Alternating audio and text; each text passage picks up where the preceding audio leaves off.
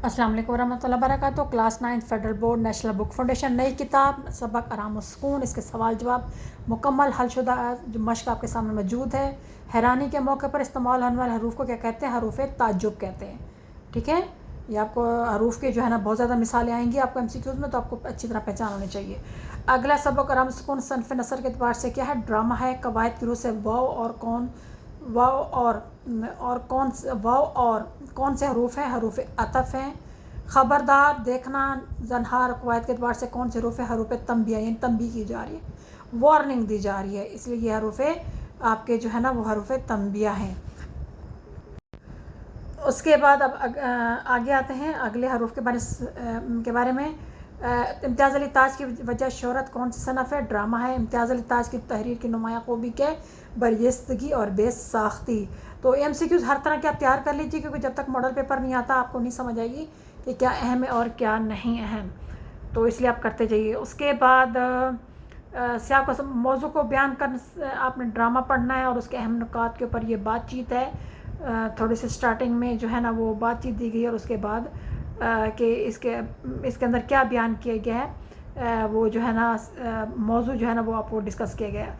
Next page पे ये मौजू की डिस्कशन है, आप इसको जस्ट एक दफ़ा रीडिंग कर लीजिए, क्योंकि कोई पता नहीं कि बोर्ड में किस तरह के सवाल आ सकें, तो आप इसको एक दफ़ा पढ़ लीजिए कि क्या जवाब दिया गया है।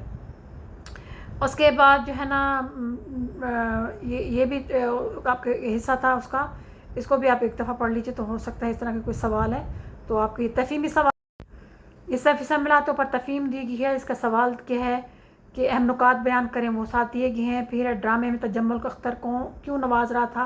तजम्मुल अख्तर को क्यों नवाज रहा? ड्रामे में तजम्मुल अख्तर को इसलिए नवाज रहा था ताकि इसकी इमारत और शख्सियत की नुमाइश हो, यानी दौलत की। तजम्मुल ने अख्तर के बकौल इसकी सरपरस्ती किस मकसद के तहत की? जवाब, अख्तर के बकौल तजम्मुल का मकसद अपनी इमारत शख्सियत की नुमाइश था। अगला इस पैराग्राफ का मौजू क्या है? उसका इमारत और शख्सियत की नुमाइश।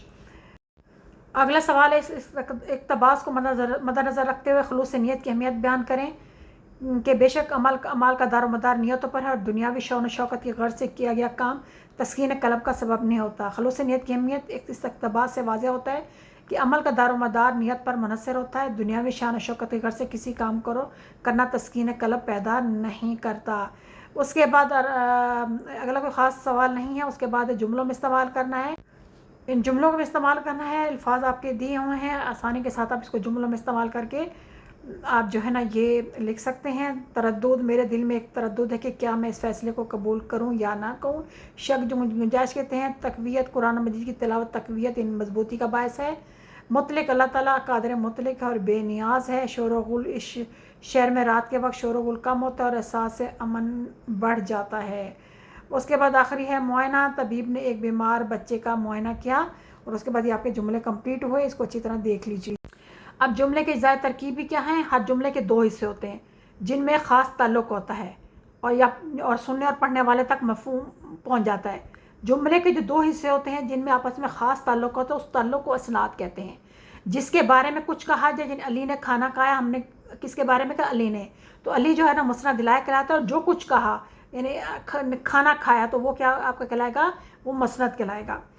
जुमला इसमिया, ये जुमला खबरिया की किस्म है। इसका मसनद मसनद दोनों इसम होते हैं, याद रखिएगा। मसनद हमेशा नाम को कहते हैं।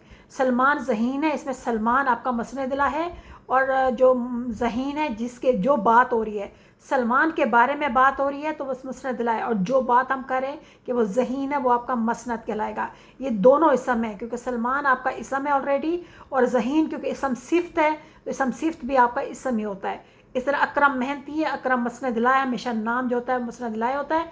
और मेहनती जो है ना वो भी इसम है कि उसकी क्वालिटी बयान की जा रही है, तो इसम सिफ्त भी आपका इसम ही होता है। अगला है, किसी जुमले के अज्जा अलग अलग करने और उनका बाहमी ताल्लुक़ ज़ाहिर करने को तरकीबे नहवी कहते हैं। यानी जैसे सलमान ज़हीन है, तो सलमान बताएंगे मसनद है, ज़हीन क्या है? मसनद है, और है फ़ेल नाक़िस से। तो इन्हें हमने जुमले को हिस्सों को अलग अलग करके उनका नाम बताना है कि इनको क्या कहते हैं। जुमला इसके इसमिया के मसनद को मुब्तदा और मसनद को ख़बर भी कहते हैं। तो आपको ये सवाल आ सकता है कि मुब्तदा और ख़बर किसे कहते हैं? तो हम हमेशा जवाब देंगे कि जुमला इसमिया के जो मसनद इलाही होता है, जैसे अकरम, वो आपका मुब्तदा कहलाएगा, और मसनद यानी मेहनती वो आपका ख़बर कहलाएगा। तो आगे ये आपके जो है ना क्या कहते हैं, सलमान, आमना, अकरम, बच्चा, ये सारे जो है ना مسند لا ہیں تو ان کو مبتدا بھی کہتے ہیں. یعنی نام جو ہمیشہ ہوتا ہے وہ اس کو دو حصوں میں، نام کے یعنی جو نام ہوتا ہے اس کو ہم مسند لائے بھی کہتے ہیں اور اس کو مبتدا بھی کہتے ہیں. اور جو دوسرا اسم ہوتا ہے اس کو ہم مسند بھی کہتے ہیں، اس کو خبر بھی کہتے ہیں. جیسے سلمان ذہین ہے تو سلمان ہمیشہ نام ہے، وہ مسند لائے بھی کہلائے گا، وہ چیز مبتدا بھی کہلائے گی. اور جو ذہین ہے، محنتی ہے، ایماندار ہے، شرارتی، اس کو مسند بھی کہیں گے اور اس کو خبر بھی کہیں گے. ٹھیک ہے. اب آ رہی تھی جملہ فعلیہ. اس جملے میں بعض کا تو صرف فاعل اور فعل آتا ہے، یعنی دو ہوتے ہیں. علی بھاگا، علی فاعل ہو گیا، کام کرنے والے کو ہمیشہ فاعل کہتے ہیں. تو علی فاعل ہو گیا اور بھاگا فعل ہو گیا. ٹھیک ہے. مثلا استاد صاحب آئے، استاد اور آئے دو ہو گیا، تو استاد فاعل کام کرنے والا اور آئے آپ کا فعل ہو گیا. شائستہ نے پڑھا تو شائستہ آپ کا فاعل ہو گیا اور پڑھا آپ کا فعل ہو گیا. یعنی جملہ فعلیہ کے مسند الائے کو فاعل اور مسند کو فعل کہتے ہیں. یعنی جو نام ہوگا وہ آپ کا فاعل کہلائے گا اور جو آپ کا کیا کہتے ہیں مسند ہوگا وہ آپ کا فعل کہلائے گا. اچھا، اس کے بعد آپ کو بتا دیے کہ ان میں سے کیا کیا ہے. بعض کا جملہ فعلیہ میں فاعل، علامت فاعل، مفعول اور فعل بھی آتے ہیں. جیسے مثلا یعنی پہلے دو طرح کے جملے ہوتے ہیں جملہ فعلیہ میں، جیسے دو فاعل اور فعل. علی بھاگا، علی فاعل اور فعل بھاگا ہو جائے گا. پھر یا پھر یہ بھی ہو سکتا ہے کہ شکاری نے شیر مارا، شکاری فاعل، نے جو ہوگا علامت فاعل، شیر آپ کا کیا ہوگا مفعول جس پہ کام ہو رہا ہے، اور مارا آپ کا فعل کہلائے گا. ٹھیک ہے. یہ آپ کے اس طرح ہوگے. تین طرح کے جملے ہوتے ہیں. پھر آگے درج ذیل جملوں کی ترکیبی اجزائے ترکیبی کی نشاندہی کریں. پاکستان میرا وطن ہے، پاکستان آپ کا ہو جائے گا وہ مسند لائے ہو جائے گا، مبتدا بھی اسے کہیں گے. اور میرا وطن جو ہے نا وہ مسند یا خبر ہے، اور ہے جو ہے نا وہ فعل ناقص ہے، یعنی ایسا فعل جس کا کوئی مطلب سمجھ میں نہ آئے. ٹھیک ہے. اب اس میں ایک اور چیز بھی ہے کہ پاکستان آپ کا نام بھی ہے، پاکستان کا اسم بھی ہے، اور پاکستان آپ کا مسند لائے بھی ہے، اور پاکستان آپ کا مبتدا بھی ہے. میرا وطن آپ کا مسند بھی ہے اور خبر بھی ہے. اور اس طرح آمنہ نے سبق پڑھا، جملہ فعلیہ. اس جملے میں آمنہ فاعل ہوگی، سبق نے جو علامت فاعل ہوتا ہے، سبق جس پہ کام ہو رہا ہے وہ مفعول ہوتا ہے، اور پڑھا آپ کا فعل یعنی مسند ہوتا ہے.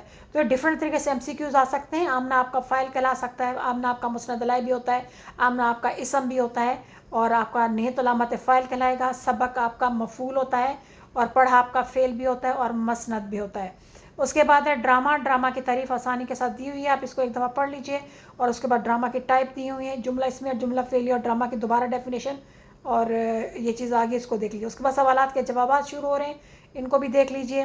میاں کو کون سی بیماری تھی؟ میاں کو بے سکونی کی بیماری تھی. ڈاکٹر نے کہا کہ صرف تھکان کی وجہ سے حرارت بخار ہو گیا ہے. میاں کو کام کی زیادتی کی وجہ سے تھکاوٹ سے درجہ حرارت کی بیماری تھی. بیوی کی اونچی آواز سے پکارنے پر ڈاکٹر نے کیا کہا؟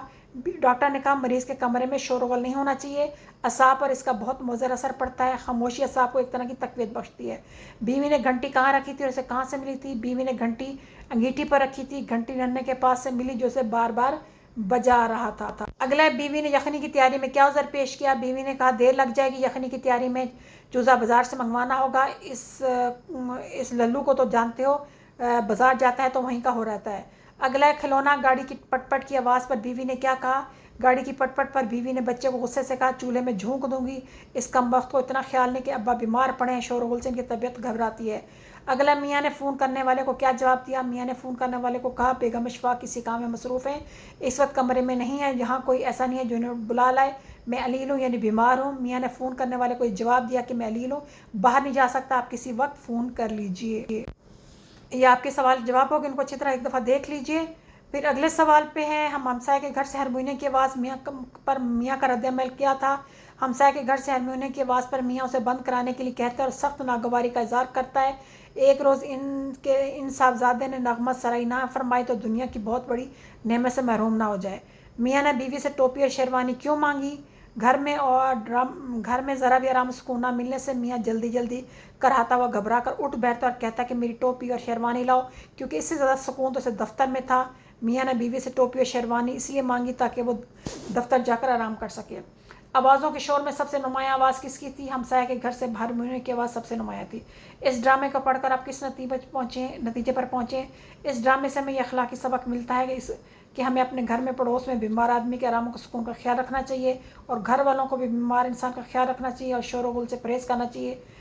پھر آگے اس کو کمپلیٹ کر لیں. پھر اس کے بعد MCQs ہیں، آپ MCQs بھی آپ دیکھ لیجئے. امید ہے آپ کو یہ فائدہ دیں گے. اس کے بعد یہ سوالات کے جوابات ہیں مزید. ان سوالات کے جوابات کو بھی جو ہے نا یہ تھوڑے سے اس سے مختلف ہیں جو پہلے دیے گئے تھے. تو آپ ان کو ایک دفعہ دیکھ کے اسے فائدہ اٹھائیے کیونکہ اب آسان ہے, اس کو پڑھنے کی ضرورت نہیں ہے. آپ اس کو ظاہر ہے سمجھ کے آسانی کے ساتھ اس کو اب آپ پڑھ سکتے ہیں. یہ آپ کے کنتا بک, نیشنل بک فاؤنڈیشن اور باقی جتنی بھی بکس ہیں ان سب کو ملا کے اکٹھے ایک ہی جگہ جو ہے نا وہ تمام سوالات کے جوابات اکٹھے کر دیے گئے تاکہ آپ کسی قسم کا بھی سوال آئے تو آپ اس کو جواب دینے کے قابل ہو سکیں. امید ہے یہ آپ کو ویڈیو اچھی لگی ہوگی, اور اگر ویڈیو اچھی لگے تو اس کو شیئر کریں اور لائک کریں, سبسکرائب کریں. کچھ بھی پوچھنا چاہتے ہیں تو آپ ضرور پوچھ سکتے ہیں. اس کے بعد اس کا خلاصہ دیا گیا رام السکون کا, اور اس کے بعد اس کا مرکزی خیال